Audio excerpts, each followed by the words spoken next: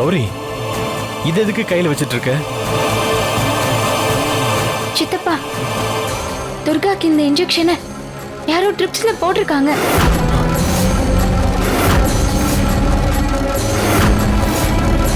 என்ன சொல்ற கௌரி?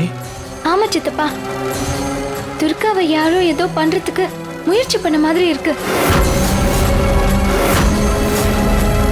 என் உள் மனசு சொல்லுது, துர்காக்கு மட்டும் ஏதாவது ஆச்சுன்னா அவங்க யாரா இருந்தாலும் நான் சும்மா விட மாட்டேன்.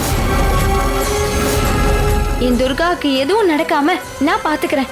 கௌரி, துர்காவுக்கு எந்த ஆபத்து வந்துடக்கூடாதுன்னு என்னை விட நீ கவனமா இருக்க. அது எனக்கு ரொம்ப சந்தோஷமா இருக்கு.